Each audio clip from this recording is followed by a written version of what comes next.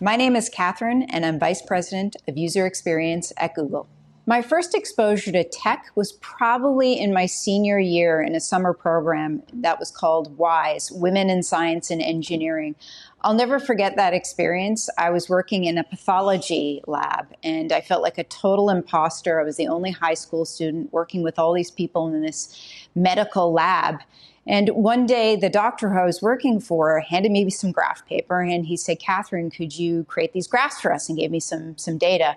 And I thought, okay, I can do this. And I looked at the graph paper and I thought, I remember my mother, who's an academic, had this new software program where you could create graphs using software. And I thought, okay, I'm going to actually try and create the graphs instead of on graph paper in this software program.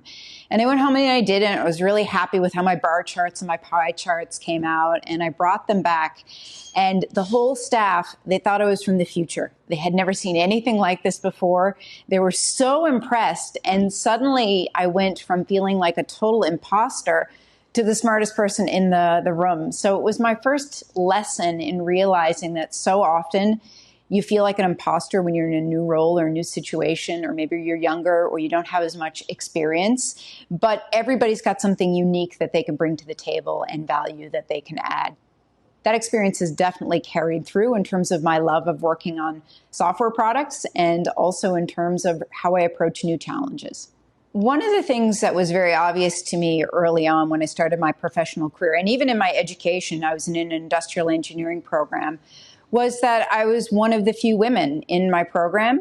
It was often doubly intimidating. If I was taking a new job, I was the one with the least experience, and I sometimes was the only female in the room. What I came to learn to do was to use that intimidation as fuel. And one of my most important philosophies is always to ask my peers, whether they were male or female or more senior or more junior, to ask for help. And without fail, people were always willing to help me. And very quickly, I would go from a place from feeling intimidated and maybe out of place to suddenly having bonds and connections with people and recognizing that these people were more than happy and in most cases actually really wanted to see me succeed. I'll never forget when I had my first mentor. My boss came to me, I was probably a year into my very first job in my career, and said, "Hey, Catherine, I'd like you to work with Joe. I think he'd be a really great mentor for you." And someone who was new in the field, I suddenly thought, what have I done wrong? I mustn't be doing my job correctly. Why am I getting a mentor? I was thinking it was some bad thing and some kind of punishment.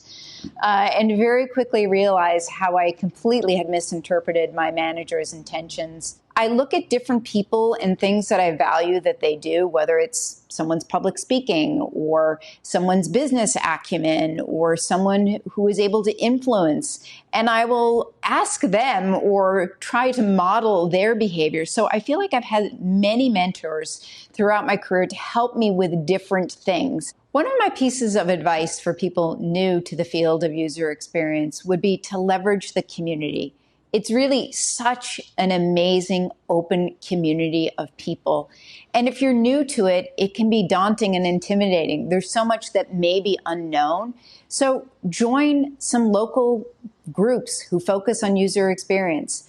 Find a mentor, find a peer. You will be amazed how people are willing to help you, whether it's reviewing your portfolio or helping you think about companies that would be a good match for your skill set. So I absolutely encourage you to leverage the amazing community of user experience professionals out there who are open and willing to help.